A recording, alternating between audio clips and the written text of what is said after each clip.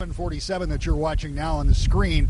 But when that airplane landed with that color scheme, by the way, picked out by Jackie Kennedy back in the 60s during the Kennedy administration, when that airplane comes in for a landing, and particularly if you have one of those bright sunny days as the sun glistens off the aluminum part of the plane and the rest of it is lighted, it really is, I have to use the word, it is inspiring, because it is not emblematic of the sitting president. It is emblematic of the office of President of the United States. And anywhere around the world that people see that airplane, they know what it represents. They know who travels in that airplane. And again, not the person, but the office that person holds, and the respect that's held with in this country and in others. So it really is magnificent. And of course, I love covering these events where they take place, but I miss sometimes being at the airport, because that really is a spectacular scene when that beautiful airplane comes in. And then there's always the interesting part for me to watch, the logistics. You know, Brett and Emily, they bring in, usually the day before, they bring in an entire arsenal of vehicles. There are enough government-owned vehicles sitting at Gerald R. Ford Airport right now to transport the president and his entire entourage any place they need to go. True enough, they're going to be traveling by helicopter, but they have the opportunity, at least the ability, to go by ground if something should change. They bring everything from, obviously, the presidential limousines, the chase vehicles, the Secret Service vehicles that are heavily armed. They bring all of that in. They bring in an ambulance. They bring in any number of different vehicles that are all at their disposal. They are a traveling operation like virtually no other. And to watch all of that is also very interesting. But you hit it right on the head when you talk about what do you think of when you see that airplane, because, man, that is one spectacular sight. Brett? Thank you so much, Brick. We're watching now as they're wheeling essentially the stairs up there on that vehicle to the plane right now. And there'll be a number of people that disembark from the plane before the president himself gets off. And usually they also allow the press to get off first and put them in vehicles.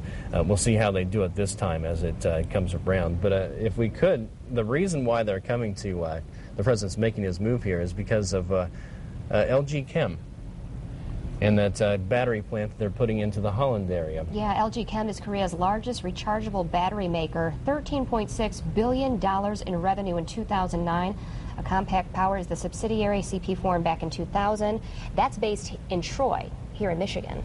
Well, as we watch all this unfold in front of our eyes right now, let's check in with Ann right now, who's at the airport. Ann, what are you seeing out there?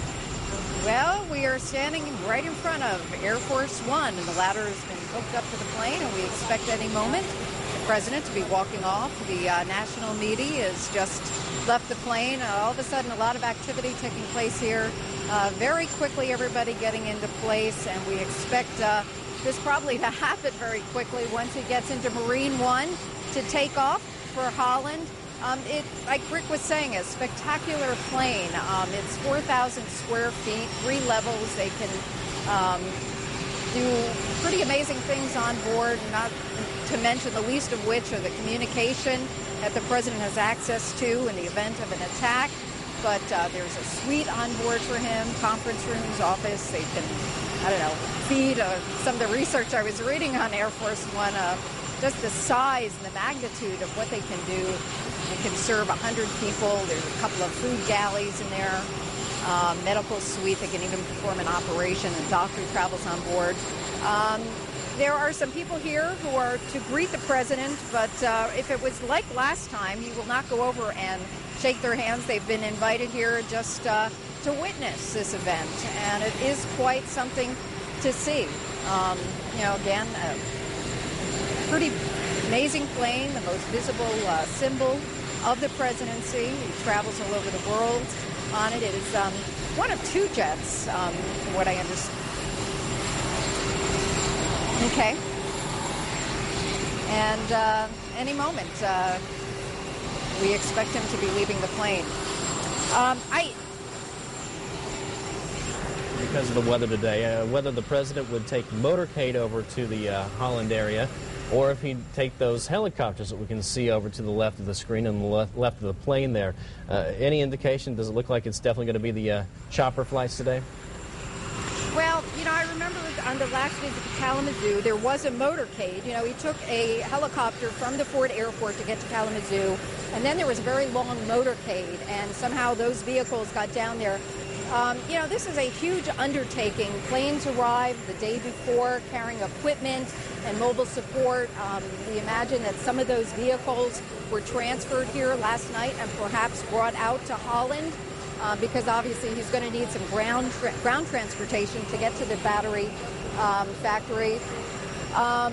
But the flight itself is, you know, it's a good 40 miles from here to Holland. Doing a motorcade over highways is a logistical difficulty and a very expensive thing to do. And so it's just easier to hop him in Marine One. And there he comes. There is the president walking down alone, saluting everybody, waving hello,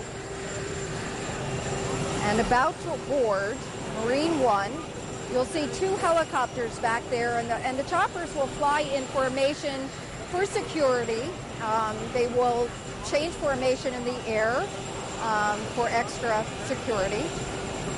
There's full uniform Marines who are here to greet him. And there he is on Marine One, which has been fired up for the last half hour and probably will be taking off here very shortly.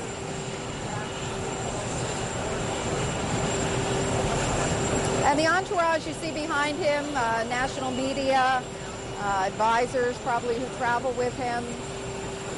Not many people will be heading on Marine One with him. I see about 5 or 6 people. And more people will be heading on the other helicopter, which is behind him. You know, a lot of people we do see Marine One quite a bit. It's the symbol that we see often on the south lawn of the White House, transports, you know, throughout the region, using helicopters. From being out here, they seem louder than the airplane, than the 747. The 747, I've never been this close to Air Force One, but I was amazed at really how quiet it was. Usually we don't get 747s landing here at the Ford Airport. Of course, it landed, there are 3 runways here, and the longest runway here is obviously long enough to accommodate him. But there you go, Marine One fired up and about to take off here. And we expect within about 20 minutes he will be in Holland. What a well-oiled machine that is. He stepped right off that plane, Air Force One, and right into Marine One. Yeah, and off sure they did. go. Yeah, and he's going to be taking off here shortly. We're, of course, watching this happen from across the region here. We have crews all over the area. Rick Galvin, Joe LaFurgey. We also have Susan Samples, who's live in the Holland area at the airport there, Tulip City Airport, as she's expecting the arrival of Marine One. What are you seeing over there so far, Susan? Hi, Brett. We're seeing a whole lot of law enforcement and, of course, a lot of Secret Service agents running around here. It's pretty quiet, though, outside of the law enforcement presence. No protesters, not too many people coming here to see the president at this point at Tulip City Airport. But as you can see, we've got Secret Service, Michigan State Police, Allegan County, Ottawa County. We are on the perimeter of the airport here. Secret Service would not allow us on the airport property. We can only be on this public access road out here, but we have a good vantage point right now. We're kind of trying to figure out where we need to park to see Marine One landing. It's a little bit of a guessing game because, of course, Secret Service doesn't tell us a whole lot of information for security reasons, of course. Now, we're throwing it back to the anchors right now from the Tulip City Airport, you guys. And it sounds like Ann Schieber has something to say. She is at the Gerald R. Ford International Airport. Ann? Well, Marine One is about to approach the runway here and take off any moment.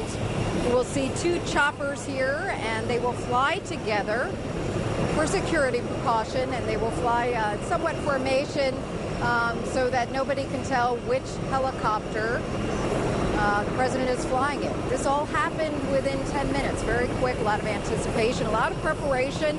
Planes and gear arriving the night before. We have tons of security out here. Took many, many hours to set up, and then it just unfolds in a matter of 10 minutes or so. Actually, we see 3 choppers that are going to be heading out west here any moment. You can't see them now because they are behind Air Force One, but there you go.